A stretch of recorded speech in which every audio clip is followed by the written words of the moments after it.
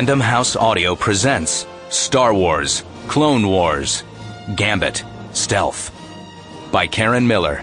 Read for you by Jeff Gurner.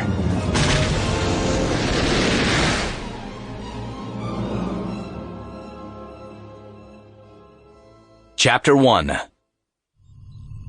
As far as Ahsoka Tano was concerned, the only thing worse than being up to her armpits in battle droids was waiting to find out just how long it would be before she was up to her armpits in battle droids.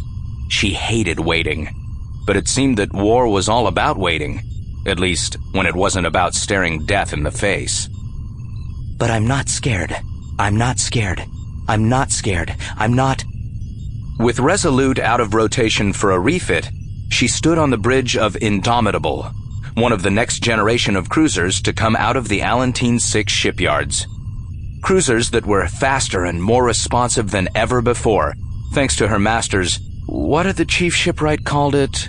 Oh yes, tinkering. Thanks to Anakin's tinkering, the new vessels were a definite cut above the First Republic cruisers that had rolled out of production for service in this war against Dooku and his Separatist Alliance. The differences had been noted and were talked about whenever and wherever military types crossed paths.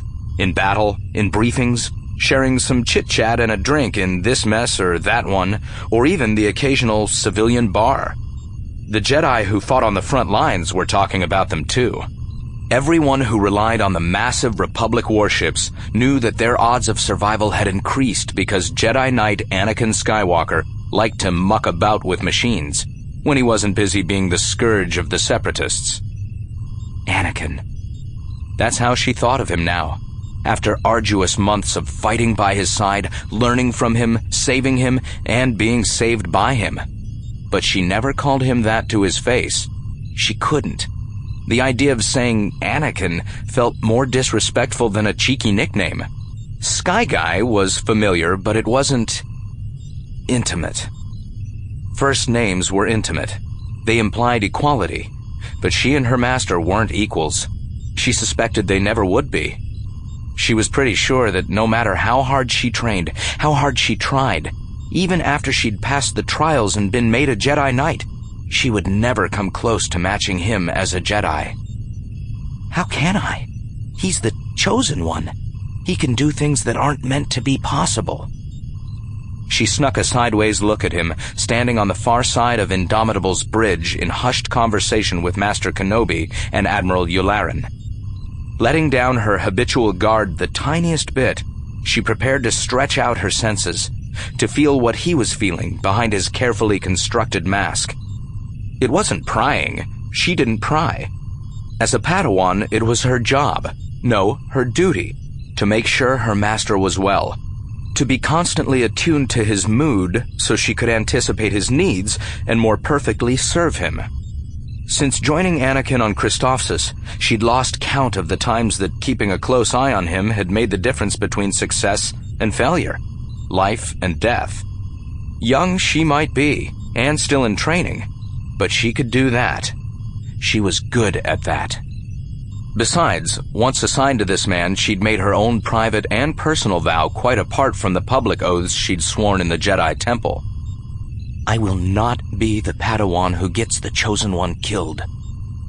Around her, the bridge crew conducted its military business with brisk efficiency. No chatter since the Admiral was present. When Yularen was elsewhere, his officers sometimes indulged in a little gossip, a few jokes, a smattering of idle wartime speculation.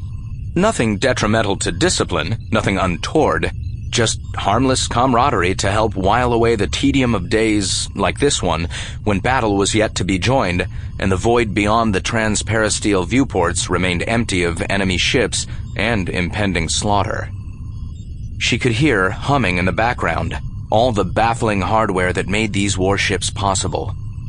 Sensor sweeps and multiphasic duo-diode relays and cognizant crystal interfaces and quasi-sentient droid links and stuff.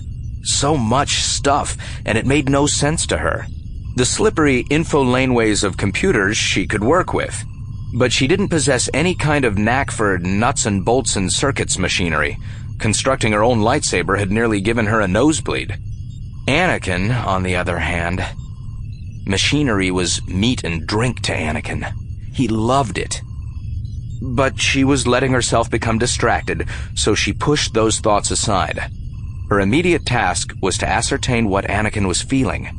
That way, she'd have a better idea of what to expect from him when the news they were waiting for at last came through, and an idea of how best to deal with him once it did. Dealing with her master's sometimes overpowering emotions was becoming more and more a part of her duties, and as the war dragged on and their losses piled up, that job wasn't getting any easier. He feels too much, too keenly.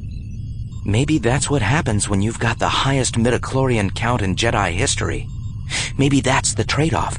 You feel everything, so you're brilliant. You feel everything, and it hurts. Not that his emotions got in the way. At least, he didn't think they did.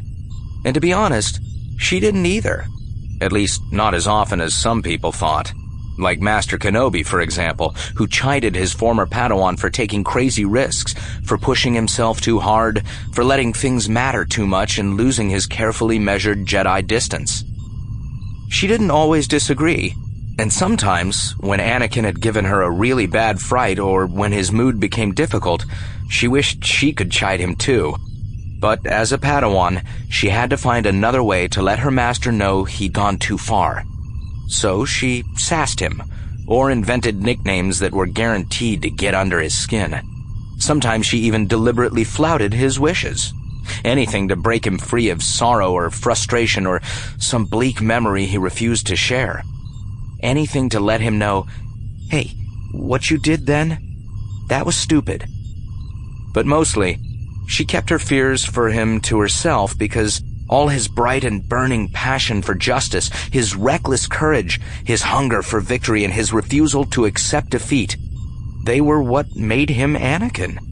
He wouldn't be Anakin without his feelings. She knew that. She accepted that, no matter what temple teachings said about the Jedi and their emotions. And even though he scolds, I think Master Kenobi accepts it too. He only scolds because he cares. So, what was her brilliant, sometimes volatile master feeling now? Eyes drifted half-closed, Ahsoka breathed out a soft sigh and let her growing Jedi awareness touch lightly upon him. Impatience, concern, relief, loneliness, weariness, and grief not yet healed. Such a muddle of emotions, such a weight on his shoulders. Months of brutal battle had left her drained and nearly numb, but it was worse for Anakin. He was a Jedi general with countless lives entrusted to his care, and every life damaged or lost he counted as a personal failure. For other people, he found forgiveness. For himself, there was none. For himself, there was only anger at not meeting his own exacting standards. Feeling helpless, she chewed at her lip. She didn't know what she could do to make anything better for him. She couldn't heal his grief for the clones who'd fallen under his command, or the civilians he'd been unable to save. She couldn't make him less tired or order him home to Coruscant where his mood always lightened. She couldn't promise the war would end soon with the Republic victorious. At least he had Master Kenobi's company for a little while. She was sure that accounted for his relief. They cheered each other up, those two. No matter how dire the straits, Anakin and Master Kenobi always managed to find a joke, a laugh, some way to ease the tension and pressure of the moment. Between the two men lay absolute trust, absolute faith. Now they were equals. On the outside looking in, she couldn't help feeling a little forlorn. Will he ever feel that way about me? Will he ever believe in me the way he believes in Obi-Wan?